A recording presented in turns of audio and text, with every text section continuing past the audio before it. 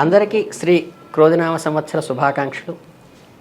ఈనాడు ఈ సంవత్సరం వృశ్చిక రాశి వారికి ఫలితాలు ఎలా ఉంటాయో తెలుద్దాం. వృశ్చిక రాశి అంటే విశాఖ 4వ పాదము, అనురాధలో 1, 2, 3, 4 పాదాలు, జ్యేష్ఠలో 1, 2, 3, 4 పాదాలు కలిపితే 9 పాదాలు. వీళ్ళకి సంవత్సరం ఆదాయం 8 ఉంది, వ్యయం 14 ఉంది. రాజపూజ్యత 4 ఉంటే అవమానం 5 ఉంది. అంటే ఆదాయం కంటే వ్యయం ఇది 8 ఉంటే అది ఇంకో 4 ఎక్స్ట్రా ఉందన్నమాట. అది అందుకని చూసుకోవాలి. వీళ్ళకి గురుడు ఏప్రిల్ 29 వరకు షష్టం ముందు తామ్రమూర్తిగాను 6వ స్థానంలో, తర్వాత సప్తమంలోకి వస్తారు, సప్తమ స్థానంలో ఉంటారు, తామ్రమూర్తిగా సంచరిస్తూ ఉంటాడు. గురువు సప్తమంలో ఉంటే మంచిదే, అనుకూలమైందే. శని సంవత్సరం అంతా కూడా అర్ధాష్టమంలో ఉంటాడు, సువర్ణమూర్తిగా ఉంటాడు. రాహుకేతులు సంవత్సరం అంతా పంచమ స్థానంలోనూ వ్యయస్థానంలోనూ ఉండటం జరిగింది. లాభస్థానంలో తామరమూర్తులుగా సంచరిస్తూ ఉంటారు. కనుక ఏంటంటే ఇక్కడ పంచమైన లాభస్థానమైన 11వ స్థానం మంచిదే కాబట్టి అది ఇబ్బంది లేదు. షష్టమంలోంచి సప్తమంలోకి వస్తారు కానీ గురుడు, అది ఇబ్బంది లేదు. కనుక ఓవరాల్గా చూస్తే సంవత్సరం అంతా ప్రిడిక్షన్ వీళ్ళకి చాలా అనుకూలమైన గుడి. వేతనాల వృద్ధి, సంతృప్తి, ఆదాయ వనరులు పెరగటం, ఇవన్నీ కూడా మనకి కలిసి వచ్చేటువంటి అవకాశం ఉంది. ఇక ఈ కాంట్రాక్ట్ రంగంలో కానీ, కోర్టు లిటిగేషన్ వంటి వ్యవహారాల్లో కానీ ఆశించిన స్థాయిలో మనకి వృద్ధిలోకి రాకపోయినప్పటికీ కూడా అంతిమంగా అయితే విజయం మందే అవుతుంది. కాకపోతే కొన్ని లిటిగెంట్ వ్యవహారాలు వచ్చినప్పుడు ఏంటంటే కొంచెం పోస్ట్ పోన్ చేసుకుంటే మంచిది. టైం బౌండ్ అయితే మటుకు తప్పనిసరిగా అవి చేసుకోవటంలో ఏ తప్పు లేదు. అట్లాగే నూతన ఉద్యోగ ప్రయత్నాలు కానీ సఫలీకృతం అవుతాయి. వ్యాపారస్తులకైతే ఏంటంటే గతంలో కంటే ప్రయోజనం ఉంటుంది. రాజకీయ వర్గాలకు కూడా ఈ రాశి వాళ్ళకి కొంచెం మంచిగానే ఉంది. ఈ ఒక్క రాశికి విద్యార్థులకి అనుకూలంగా ఉంటుంది. విద్యా ప్రయత్నాల్లో కూడా వృద్ధిలోకి సాధిస్తారు. ఆఖరికి మనం వ్యవసాయం చేసే పంటలు వేసేటప్పుడు కూడా చక్కగా 2 పంటలు చేతికి అందుతాయి. కార్మికులు సమస్యలు లేని జీవితంగా, జనరల్గా ఏంటంటే ఆదాయం తక్కువ ఉండి వ్యయం ఎక్కువ ఉన్నప్పుడు, 8, 14 ఉన్నప్పుడు అయినప్పటికీ కూడా కార్మికులకు కూడా శ్రామిక వర్గాల వాళ్ళకి అనుకూలమైన ఫలితాలే వస్తాయని చెప్పచ్చు. ఇకపోతే నెలవారీగా తీసుకుంటే, మనం ఏప్రిల్ మాసం తీసుకుంటే ఉద్యోగ వ్యాపారులకి ఏంటంటే మంచి ఉత్సాహపూరితంగానే ఉంటుంది. అంటే ఓపెనింగ్ సంవత్సరంలో సంఘంలో ఒక రకమైన గుర్తింపు వస్తుంది. కుటుంబ సౌఖ్యానికి, కుటుంబంలోని సంయమనానికి కొంచెం అంటే మన లైఫ్ పార్ట్నర్ కోసం ఎక్కువ ఎక్స్పెండిచర్ చేయాల్సిన అవసరం వస్తుంది. అది కూడా శుభంగానే, అంటే వ్యతిరేక ఫలితం కాకుండా ఉంటుంది. కానీ విద్యార్థులైన వాళ్ళు కూడా కొంచెం కష్టపడి చదువుకుంటే మంచి ఫలితం వస్తుందని చెప్పడానికి ఆస్కారం ఉంది. మే నెలకి వరకు వచ్చేసారంటే మే నెల 14 వరకు కూడా రవి, 19 నుండి శుక్రుడు, 1వ తారీఖు నుంచి గురుడు మంచి ఉపకరించేసేసి ఈ రాశి వాళ్ళకి అనుకూల ఫలితాలు ముగ్గురు ఇచ్చేటువంటి అవకాశం ఉంది. నెక్స్ట్ ఎడ్యుకేషన్కి కానీ, ఫారిన్లో ఎంఎస్ చేయాలనుకున్న వాళ్ళకి కానీ అనుకూలమైనటువంటి ఫలితాలు ఇక్కడ కనిపిస్తున్నాయి. అలాగే ఉద్యోగంలో కూడా సహోద్యోగులతో కొంత ఒత్తిడి ఉన్నప్పటికీ కూడా నువ్వు మెలకువగా కనుక వ్యవహరిస్తే అద్భుతంగా దాన్ని అనుకూలంగా మార్చుకుని ఒక ప్రతిపత్తిని, ఒక గుర్తింపుని పొందే అవకాశం ఉంది. జూన్ మాసానికి వచ్చేసరికి జూన్ 1 నుంచే కుజుడు మార్పు చేత పూర్వార్ధంలోని అవకాశాలని కొంచెం అందిపుచ్చుకుంటూ నూతన వ్యాపారాలను కానీ, లేకపోతే నూతనమైనటువంటి ఎఫర్ట్స్ అంటే కొత్తగా ఒక పని ప్రారంభించడానికి అనుకూలంగా ఉంటుంది.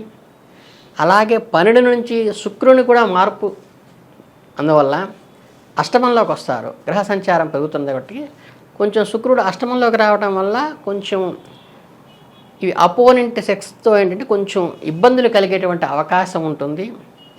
అది ఆందోళనకరం కాకుండా దాన్ని జాగ్రత్త పడితే చిన్న విషయాలు సరిపోతుంది. జూలై మాసానికి వచ్చేసేటువంటి అంటే కొంచెం ప్రతికూల ఫలితాలు ఇక్కడి నుంచి స్టార్ట్ అయినాయి. ఆరోగ్యంలో మెడికేషన్ తీసుకోవాల్సిన, ఔషధ సేవలు తీసుకోవాల్సినటువంటి సూచన కనిపిస్తోంది.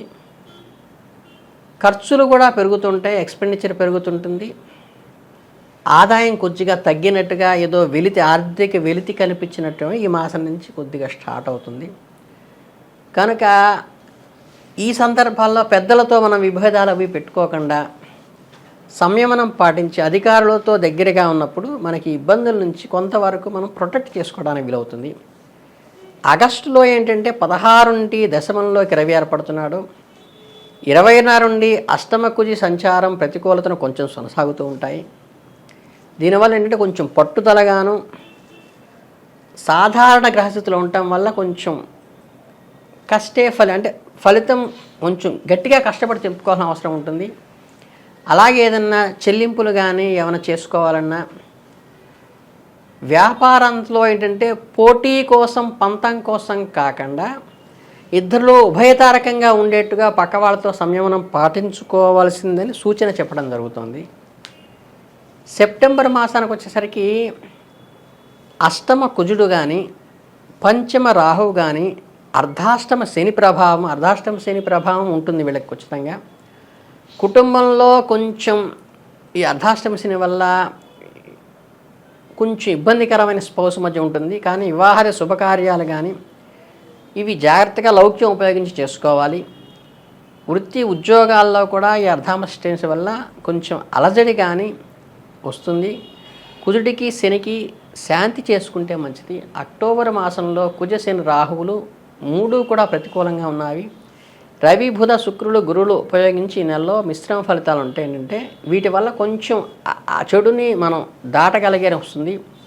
వృత్తిలో కానీ ఉద్యోగంలో కానీ వ్యాపారంలో కానీ ఉత్సాహంగా సాగుతూ ఉంటారు. అలాగే రుణదాతలు ఎవరైతే మనకి రుణం ఇవ్వటానికి పెట్టుబడి పెట్టడానికి సిద్ధంగా ఉన్నారో వాళ్ళకి అందుబాటులో ఉండి వాళ్ళు ఇచ్చినటువంటి సావకాశాన్ని అందిపుచ్చుకుని ఉండాలి. అనారోగ్య సూచనలు ఉన్నప్పటికీ కూడా ఇబ్బందికరమైనది ఏమీ లేడు, మెడికేషన్తో వెళ్ళిపోతుంది. నవంబర్ మాసానికి వచ్చేసరికి మాస ఆరంభం నుంచి కూడా గుడు భాగ్యస్థితిలో ఉండటం వల్ల జన్మ సప్తమంలో శుక్రులచే ఉండటం వల్ల మిశ్రమంగా ఉంటుంది. అట్లాగే ఆర్థిక సమర్థత, ఈ సర్దుబాటు ఏంటంటే మనకి ఎవరైతే అధికంగా ఆ టయానికి అడ్జస్ట్ చేసేవాడితో ఉపయోగించి సర్దుబాటు చేసుకోవాలి. వృత్తిలో కానీ ఉద్యోగంలోని వ్యాపారంలో కానీ సౌకర్యాలు ఏర్పరచుకోవడానికే ఉపయోగపడతారు. శుభకార్యాలకైనే ఖర్చు పెడతారు. అంటే ఏంటంటే పెట్టేటువంటి ఖర్చు ఆవేదన భరితం కాకుండా సంతోషభరితానికే ఉపయోగపడుతుంది, ఖర్చులు ఎక్కువైనప్పటికీ కూడా. అలాగే డిసెంబర్ 15 వరకు జన్మస్థానంలో రవి ఉండటం వల్ల కొన్ని ఆటంకాలు అంటే మనకి బాడీకి సంబంధించి కొన్ని చూసుకోవాలి. ద్వితీయం కుటుంబం అయితే మనకి జన్మస్థానం బాడీకి సంబంధించింది. ఇంటా బయట అయితే గుర్తింపు వస్తుంది, వ్యక్తిగతంగా ఒక రకమైన గ్రిప్ వస్తుంది. కానీ దీనివల్ల పెట్టేటువంటి ఎక్స్పెండిచర్కి రుణ బాధలు రాకుండా చూసుకోవాలి. బంధుమిత్రులతో టిపికల్గా వ్యవహరించకుండా కొంచెం ముక్తసరిగా మాట్లాడుతూ అవసరమైనప్పుడు మౌనం పాటిస్తూ ఎక్కడ తగ్గాలో తెలిసినట్టుగా మాట్లాడుతూ మనం ముందుకు వెళ్తే దీని నుంచి బయటపడవచ్చు. అలాగే జనవరి 14 నుంచి తృతీయ రవి గారి సంచారం కానీ 21 నుంచి కుజుని అష్టమరాశి సంచారం చే కానీ ఈ నిరాశాజనకంగా ఉంటాయి. కాబట్టి ఈ సహకారం ఇంట్లోనూ బయట కూడా సహకారం లోపించడం వలన అనవసరంగా కోపాలు తెచ్చుకుని అనవసరమైనటువంటి స్పర్ధల్లోకి ఎంటర్ కాకుండా భాగస్వామికమైనటువంటి పార్ట్నర్షిప్ డీల్స్ ఏముంటాయో వాటిలో కూడా సంయమనంగా పాటిస్తూ జాగ్రత్తగా మెళుకు వహిస్తే ఇబ్బంది ఏం లేదు. ఫిబ్రవరి మాసానికి వచ్చేసరికి ఏంటంటే 12న రవి అర్ధాష్టమ స్థితిలో కలుగుతుండొచ్చట. ప్రతి పనిలోనూ ఒత్తిడి అలసత్వము వస్తూ ఉంటాయి. కుటుంబంలో ఏంటంటే ఒక ఖర్చు అయిపోగానే ఇంకొక ఖర్చు వచ్చిందే, ఒకదాని తర్వాత ఇంకోటి వస్తుంది, సహకారం లోపించిందే అనేటువంటి ఆలోచన వస్తూ ఉంటుంది. వాహనాలు కానీ యంత్రాల వాడకంలో కొంచెం జాగ్రత్తగా ఉండాలి. ఈ శనికి కానీ కుజుడికి కానీ ఇవి ప్రభావం, అనారోగ్య సమస్యలు కూడా కొద్దిగా ఉంటే ముందు జాగ్రత్తగా తీసుకుంటే బాగుంటుంది. ఇక మార్చి నెలకు కూడా వచ్చేసంటే కుజి శని రాహువు రవిలచే ప్రతికూల గ్రహం అందున ఇంట్లో కూడా బయట కూడా ఆదాయం అవసరానికి సరిపోనట్టుగా ఉన్నదే. ఆ స్కేర్సిటీని తట్టుకునేటువంటి ముందు జాగ్రత్తగా సేవింగ్స్ చేసి పెట్టుకుంటే అది అప్పటికి మనకి బాగుంటుంది. ఇక భాతృవర్గం నుంచి అన్నదమ్ముల నుంచి లౌక్యంగా ఉండి తృతీయంలో ఉంటుందండి. క్రయ విక్రయాలందు కూడా వాళ్ళ సలహాలు పుచ్చుకుంటూ వాళ్ళకి నొప్పి కలగకుండా ముందుకు వెళుతూ మనం పెట్టుబడులు మెత్తే మంచిది. ఈ సంవత్సరం ముఖ్యంగా విశాఖార నక్షత్రం వాళ్ళకి సంవత్సరం అంతా కూడా గురుడు కానీ, శని కానీ, రాహు కానీ, కేతువు కానీ శుభులుగా ఉంటారు. వ్యాపారం వృద్ధిలోకి వస్తుంది. తర్వాత ఏంటంటే విదేశాలకు వెళ్ళటం కానీ ఇలాంటివి కూడా ఆపర్చునిటీ ఏమైనా వీసాకి అప్లై చేస్తే వస్తుంది. ఏది ఏమైనప్పటికీ గ్రహ అనుకూలంగా లేని కారణంగా నవగ్రహ శాంతి చేసుకోవటం కానీ, సుబ్రహ్మణ్య ఆరాధన చేసుకోవడం కానీ చాలా మంచిది. అనురాధ నక్షత్రం వాళ్ళకి ఏప్రిల్ 3 నుండి గురువు పాపిగా ఉంటాడు. సంవత్సరం అంతా శని, రాహు, కేతువులు శుభులుగా ఉండటం వల్ల, ముగ్గురు శుభులుగా ఉండటం వల్ల వీళ్ళ సంతానం యొక్క విద్య కానీ, ఉద్యోగాన్ని, వివాహం కానీ చక్కగా ఉంటాయి. విహారయాత్రలు చేస్తారు. చక్కగా ఏది ఏమైనప్పటికీ వీళ్ళందరూ కూడా మనకి వృద్ధిలోకి రావాలన్నా, 10 మందిలో గౌరవ మర్యాదలు పొందాలన్నా ఫేమ్కి అధిపతి విష్ణువు కాబట్టి మన విష్ణు ఆరాధన, విష్ణు సహస్రనామము షడాక్షరి కానీ, ద్వాదశాక్షరి, అష్టాక్షరి చేసుకోవచ్చు. జ్యేష్ఠ నక్షత్రం వాళ్ళకి శనికేతువులు సంవత్సరం అంతా శుభులుగా ఉంటారు. రాహువు గురువు సంవత్సరం అంతా పాపులుగా ఉంటారు కాబట్టి రాహు దీపాలు వెలిగించడం మంచిది. రుణయత్నాలకి ఇది బాగా పనిచేస్తుంది, రాహుకాలంలో దీపం పెట్టడం అనేది. అలాగే దుర్గా పూజ కానీ, మనకి సప్తశతి పారాయణలో పాల్గొనటం కానీ చేసినప్పుడు అది అనుకూల ఫలితాలు ఇస్తుంది.